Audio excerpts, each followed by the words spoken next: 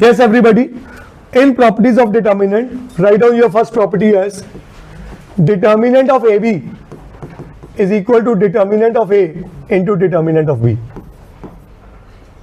Quickly. Second, if A is a diagonal matrix, A1, A2, A3 up to AN.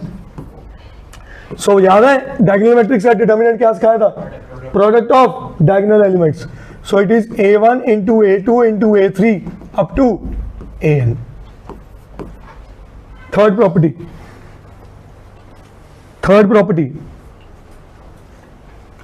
A का determinant is equal to इसके transpose का determinant. ये सब proof करा चुका हूं मैं शुरुआत में. A का डिटर्मिनेंट और ट्रांसपोज का डिटर्मिनेंट सेम होता है. Fourth property, this is also we have done in the previous lecture. एक डिटर्मिनेंट की power n is equal to A n का डिटर्मिनेंट. ये आता है पेपर में, ये भी आता है काफी. ठीक है. फिफ्थ प्रॉपर्टी,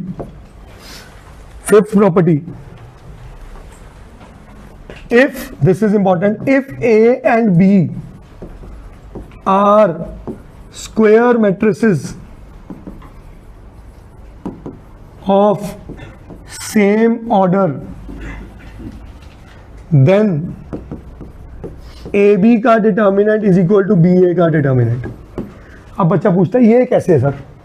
आप तो बोलते हो AB may और may not be equal to BA, तो AB का determinant is equal to BA का डिटर्मिनेंट कैसे हो सकता है?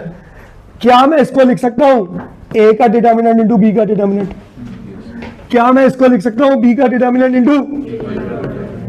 तो अगर ये एक वैल्यू है, लेट्स सपोज इसकी वैल्यू 2 है और इसकी 3 है, तो ये क्या लिखा है? 2 into 3 और ये क्या लिखा है? It's just a value. Is this clear? तो यहां पे वो कंफ्यूजन नहीं रखनी AB is equal to B होती नहीं है सर. ठीक है Keshav, is this point clear? तो इसको प्रूव करने के लिए मैंने बेसिकली पहली प्रॉपर्टी का सहारा लिया. Got it? नेक्स्ट लिखिए property number 6. Property number 6,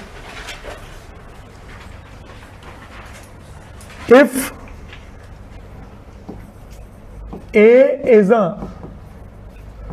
skew symmetric matrix, ये भी करवा चुका हूं. बताइए, if A is a skew symmetric matrix of odd order, then determinant of A क्या होगा? 0. याद है क्वेश्चन कराया था 1 0 0 0 sine theta minus sine theta, तो मैंने कहा था वो स्क्यू सिमेट्रिक, हमने प्रूव किया था 0 है. तो अगर ऑर्डर ऑड है तो डिटर्मिनेंट क्या होगा? Seventh property, if A is the skew symmetric matrix of even order, ये भी सिखाया था आपको, then determinant A is a perfect square. Very good, याद है आपको. then it is a perfect square. मुझे ये एग्जांपल्स देने की जरूरत तो नहीं है, we have done all this in questions. ठीक है. Eighth property, this is important, this is very important. If, ये मैं अगले पेज पे ले जाता हूं एट्थ प्रॉपर्टी को. इफ एनी टू रोज और कॉलम्स आर आइडेंटिकल, आइडेंटिकल का मतलब क्या होता है? Same, then determinant is 0. देखिए एग्जांपल 1 2 1 2, मैंने दोनों रोज सेम कर दी, मैंने आसान ली है 2:2. इसका डिटर्मिनेंट निकालो क्या है? सही है. ऐसे 3:3 में कोई अगर कह दे 1 3 4 1 3 4 7 8 9 का डिटर्मिनेंट, देखते ही आंसर दो क्या? 0, क्योंकि दो रोज बिल्कुल क्या है? सेम है. ठीक है. Next, this is important property. Ninth, हाँ जी, हाँ मुझे पता, 2 मिनट देना, कम कर दो. यस, कोई भी दो, first row third row, first row third row, second row third row, जितना मर्जी बड़ा हो. यस. ठीक है. Ninth point, if every element of any row or column is 0, then delta is 0. Check करो, 0 0 0 1 2 3 5 6 7, इसका एक्सपैंड ही कर दो रो 1 से, आंसर क्या होगा? There are around 3 to 4 properties left which we'll discuss tomorrow. बच्चे पढ़े हो गए सब? Yes everybody, 10th property, a very very important property for both boards and competition exams. पहला लिखिए इसके अंदर, the sum of the product of elements of any row, the sum of the product of elements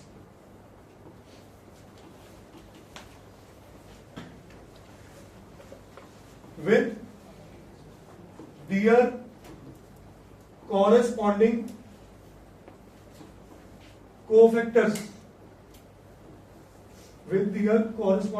cofactors gives the value of determinant.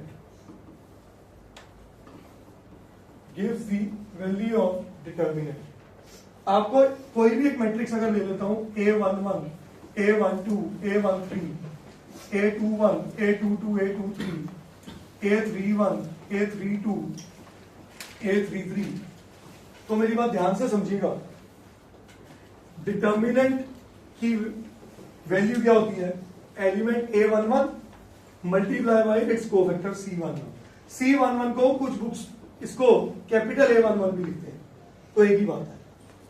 A12 multiplied with and A13 multiplied with, तो ये result determinant का है. अब आप कहोगे ये सब क्या बोल रहे हैं? आपको पता है ये मैंने रो 1 एक्सपेंड की है. A11 इसको हाइड किया, तो ये कोफैक्टर तो निकाला था A11. सर वो माइनस A12 होगी प्लस A12? नहीं बेटे, उसका रिजल्ट नेगेटिव हो जाता है, प्लस ही आएगा. मैं बताता हूँ, आओ जी ये क्वेश्चन समझते हैं.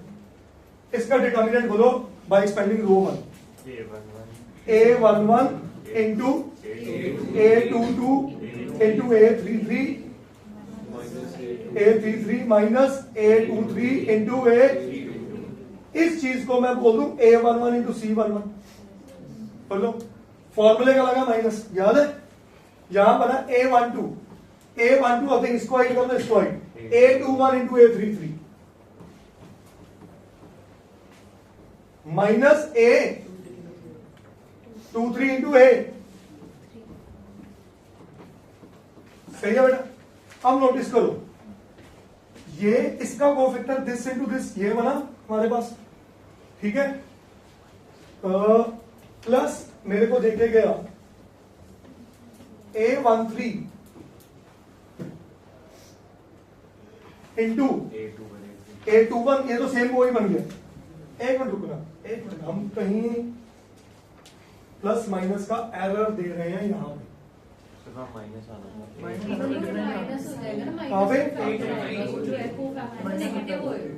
ये नेगेटिव कोफैक्टर देना चाहिए, मैं वही देख रहा हूं. ये और ये हाइड किया, this into this and minus this into this, तो ये कोफैक्टर, यही डायरेक्ट रिजल्ट लिख रहे हैं. और इसका हो तो गया, कोफैक्टर में भी तो अपने माइनस होता ही है. कोफैक्टर की डेफिनेशन में तो माइनस है ना, -1 की पावर I प्लस J, तो इसीलिए यहां पे प्लस ही है इस कोफैक्टर में. और यहां पे हमने नेगेटिव ये कोफैक्टर का वही इंट्रोड्यूस कर दिया. इज दिस पॉइंट क्लियर बेटे? ठीक है, तो ये चीज directly A11 into C11, A12 into C12 and A13 into C13 ही रहा. Is that clear? अब ये रिजल्ट क्या मैं यहां पे भी कर सकता था? बिल्कुल कर सकता था. A31 into C31, A32 into and A33 into. इसका मतलब अगर मेरे को इसको वन लाइनर में खत्म करना हो तो मैं समेशन करके कुछ लिख दूं, AIJ into AIJ into CIJ. Is this point clear? बोलिए. गॉट इट बेटे? ये एलिमेंट है A11, इसका कोफैक्टर क्या है? इसको ऐड कर दे, इसको ऐड कर दे, A22 into A33 minus A23 into A32, जिसमें हम डिटर्मिनेंट निकालते हैं। तो एक प्रॉपर्टी है डिटर्मिनेंट और कोफैक्टर की मिला के कि determine element when multiply with its cofactor, उस रो के सारे एलिमेंट्स का सम along with their cofactors will give you determinant। अकेला रो वाइज नहीं, ये कॉलम वाइज भी चल पड़े। तो बेसिकली इसी वजह से हम डिटर्मिनेंट निकालते हैं। पर इससे भी ज्यादा इंपॉर्टेंट प्रॉपर्टी कौन है पता क्या है? वो लिखिए sir, property number 11। Property number 11, when elements of any row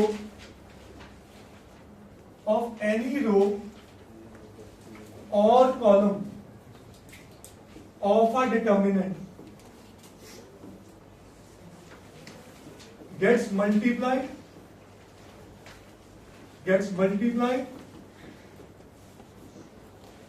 with the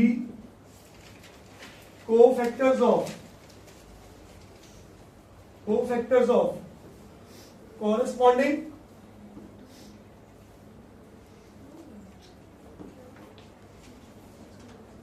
elements of any other row or column, then value is always 0। अब ये क्या कहना चाह रहे हैं ये समझिएगा।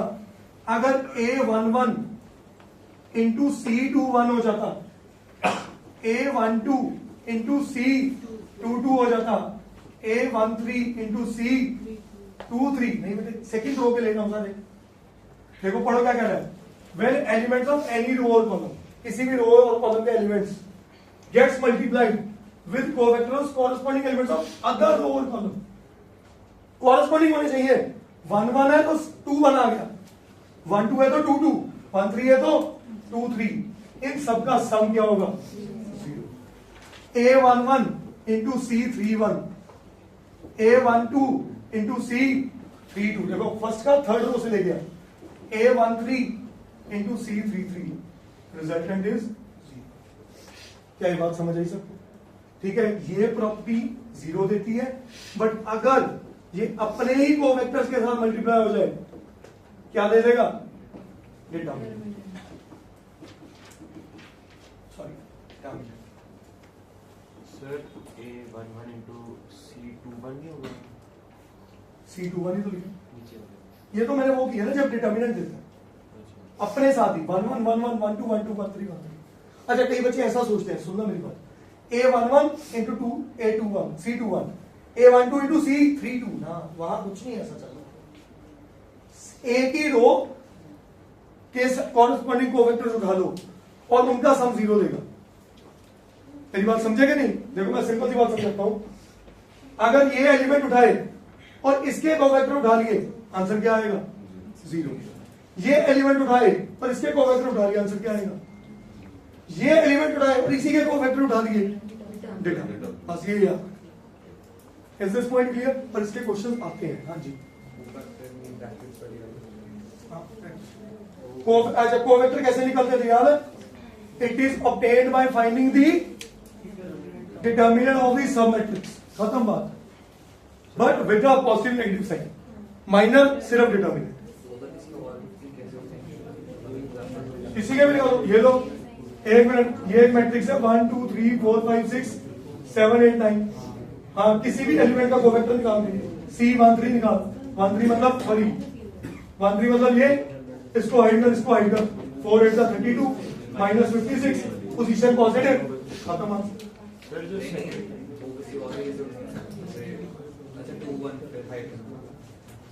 ये एक मिनट, ये जो क्वेश्चन आपको आता है ना हमेशा, ये क्वेश्चन, ये 1 मार्कर में है, ये क्वेश्चन 1 मार्कर में आपको डायरेक्टली ये चीज दिखेगी, ये बोलो वो पाएंगे एमसीक्यू में, its value is equal to 0 1 -1 and, हाँ जी आप आपने लिखा है any lower column of a determinant single value भी होती है। एक्चुअली डिटर्मिनेंट निकलता है मैट्रिक्स का, डिटर्मिनेंट निकलता है मैट्रिक्स का।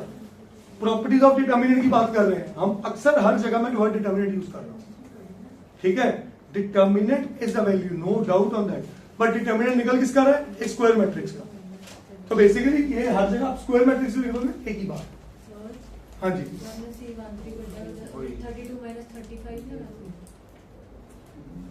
इसको हाइड कर, 8 4 32 माइनस, अच्छा 35, सॉरी 7 8 कर A11 और C31 कॉरेस्पॉन्डिंग टू है A11 और C31 A11 ये वाला एलिमेंट, C3 C यहां पे कॉलम नहीं रिप्रेजेंट कर रहा, कोफैक्टर कर रहा है। यहां देख A11 इधर आ पिछली स्लाइड में, A11 C31, A12 C32, A13 C32। Is this point clear? Is this point clear? हाँ जी।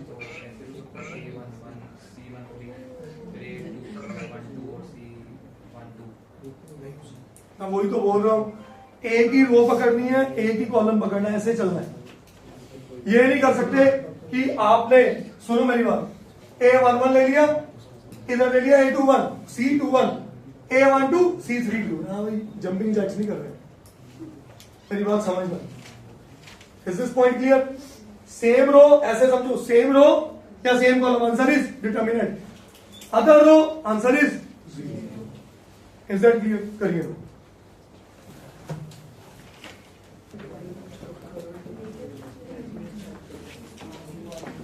करना बेटा start. Yes guys, another very important property, if C represents a 12th property, okay, if C represents the cofactor matrix, if C represents the cofactor matrix for any square matrix A, for any square matrix A, then determinant of cofactor matrix is equal to determinant of matrix raised to power n minus 1, where n is the order, where n is the order, where n is the order। चले जी, करें start.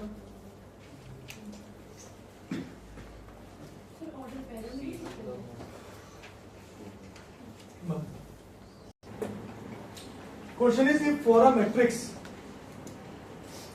A cube determinant is equals to 125, find the value of P। अच्छा, answer निकाल दिया। अब आते हैं question को समझते हैं। क्या आपको पहली प्रॉपर्टी पता है कि A की पावर n का डिटर्मिनेंट इज A का डिटर्मिनेंट की पावर n। अब तो मैं आपको हर येलो में प्रॉपर्टी लिख रहा हूँ। क्या मेरे को ये आया, A डिटर्मिनेंट की पावर 3 इज 125, तो A का डिटर्मिनेंट क्या बना? बोलो जी, क्या ये बात समझ आ गई? क्या मैं इधर से इस मैट्रिक्स ए से डिटर्मिनेंट निकाल सकता हूं? इस ए से डिटर्मिनेंट क्या आया बेटा? T square minus 4। हंसमें ये क्लियर है डिटर्मिनेंट? तो ये दोनों सेम ही तो है। So this implies T square minus 4 is equal to, and T square is equal to, and T is equal to, करिए नो। Yes guys, a very important question, बड़ा मजा आ रहा है, पर एक छोटी सी प्रॉपर्टी समझना।